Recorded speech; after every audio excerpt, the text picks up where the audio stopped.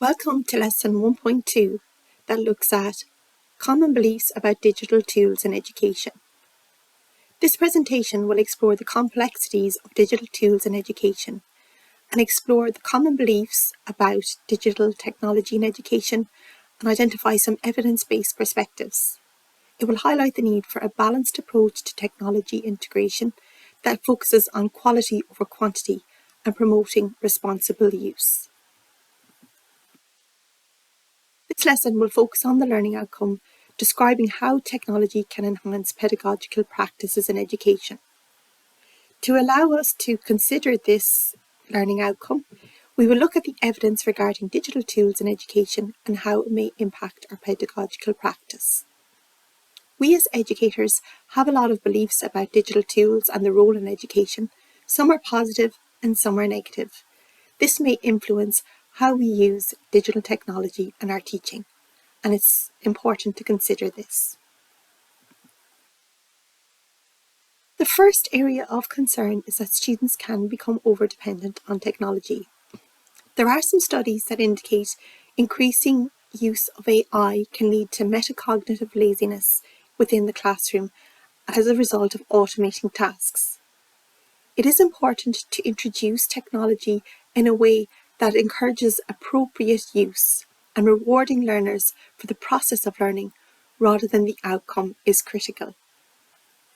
It's important to recognise that technology can be a valuable tool, but it's important to emphasise the use of critical thinking, problem solving and independent learning.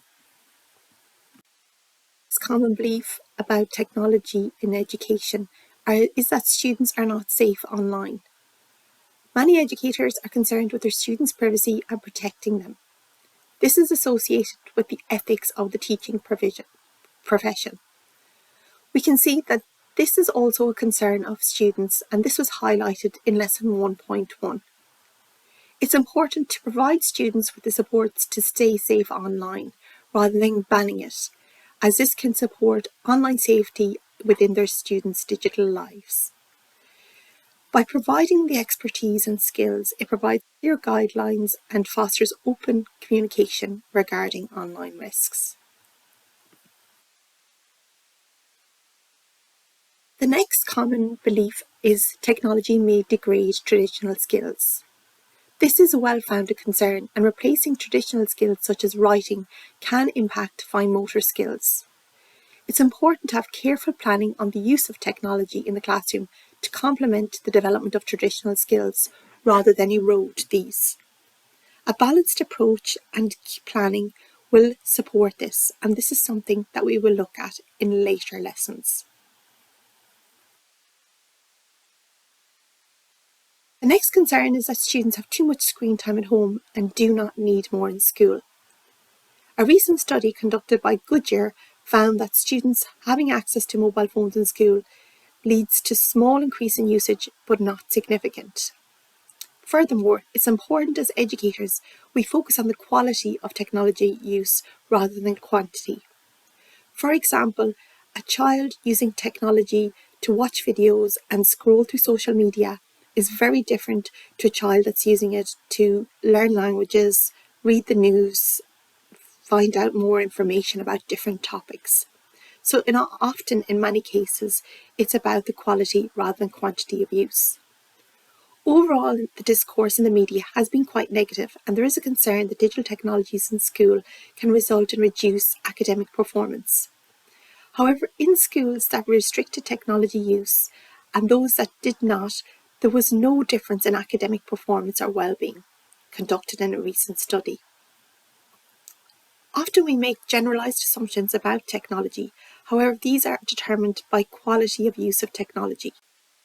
How well technology is used is an important consideration, and how it's used to enhance the quality of learning, rather than the choice of technology or a particular approach.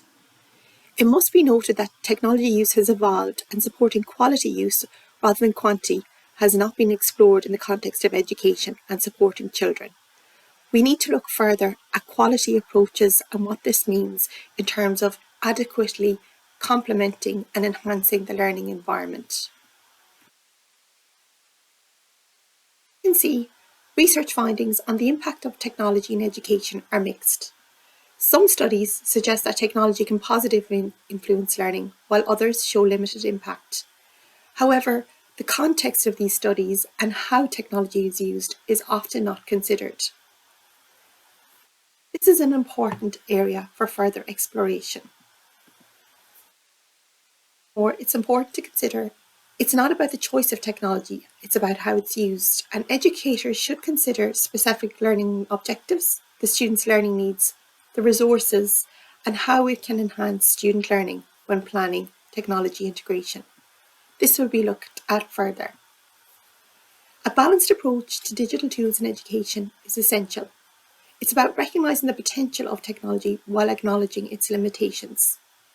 By prioritising quality use, we can harness the power of digital tools to enhance learning. Please see further readings to understand the broader concept of digital technology in education and the evidence to support or contradict this in further detail.